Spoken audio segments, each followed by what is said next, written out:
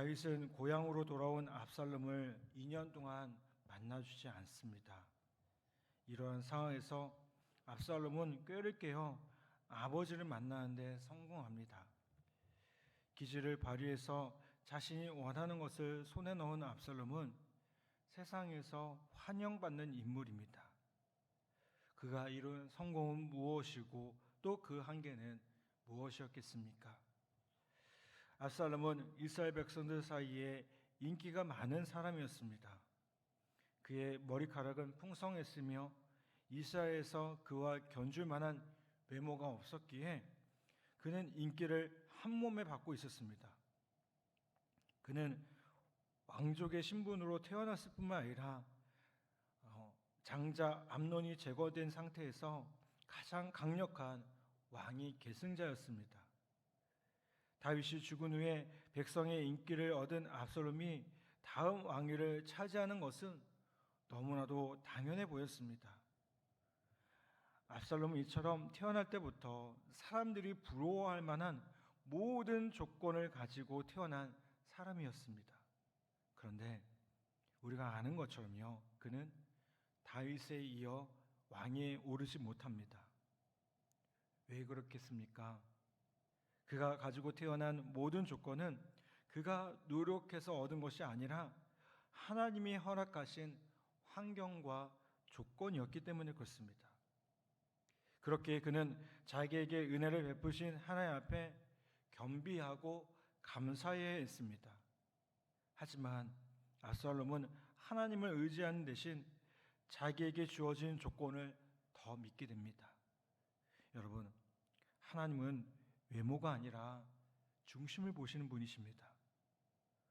우리는 풍부한 소유와 화려한 외모를 쫓아 살아가는 시대를 살아가고 있습니다. 오늘날에도요, 사람들은 부귀와 외모까지 두루 갖추고 태어난 사람들을 소위 금수저라고 부르며 그런 이들을 부러워합니다. 그런데 여러분, 외형적으로 성공을 거두어 사람들에게 추앙을 받는다 할지라도요, 하나님이 인정하지 않으시면 아무런 소용이 없습니다. 그러므로 무엇보다 겸비한 마음으로 하나님을 의지하는 신앙을 잃지 않도록 깨어 있어야 될 줄 분명히 믿습니다. 다윗도 압살롬을 만나려 하지 않았습니다. 압살롬은 요압에게 여러 차례 산을 보내 그를 초대했지만 번번이 거절당합니다. 그러자 압살롬은 요압의 밭에 불을 질러서 수확을 앞둔 곡식물을 다 태워버립니다.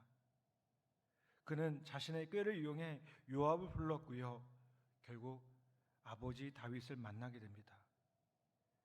아마도 어떤 사람들은 압살롬이 자기가 원하는 바를 추진력 있게 해냈다고 칭찬했을 것입니다. 그런 사람이 왕이 되어야 나라가 번성하고 부흥하리라 기대했을 수도 있습니다. 그런데 그는 하나님이 인정하시지 않는 사람이었습니다. 그는 하나님의 때를 기다리지 못하는 불신앙의 사람일 뿐이었습니다. 여러분, 다윗을 한번 생각해 보십시오.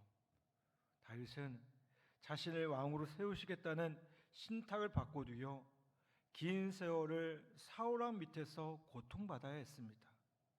그런데 그는 하나님이 일하실 때를 묵묵히 기다립니다.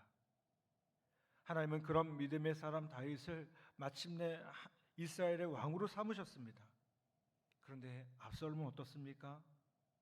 하나님보다 앞서 자기의 힘과 지혜를 의지했고요, 자신이 원하는 대로 행동합니다. 사람이 보기에는 그것이 성공한 것처럼 보이지만 결국 그는 믿음에서 실패하고 말았음을 보게 됩니다. 여러분, 우리에게도 이루고 싶은 여러 가지 목표들이 있습니다. 그것을 이루는 과정에서 우리는 반드시 하나님과 동행해야 될 줄 믿습니다.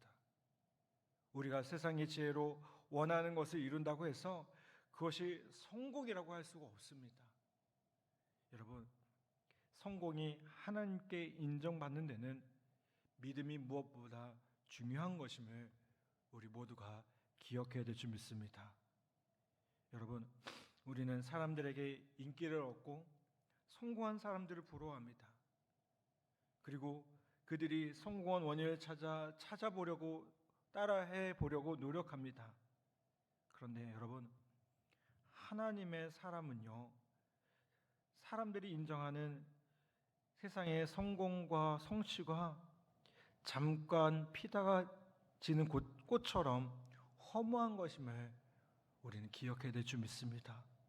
여러분, 우리 모두 하나님이 가르쳐 주신 영원한 가치에 헌신하여 사람이 아닌 하나님께 인정받기를 소망하며 나아가는 우리 모두가 되기를 간절히 바랍니다.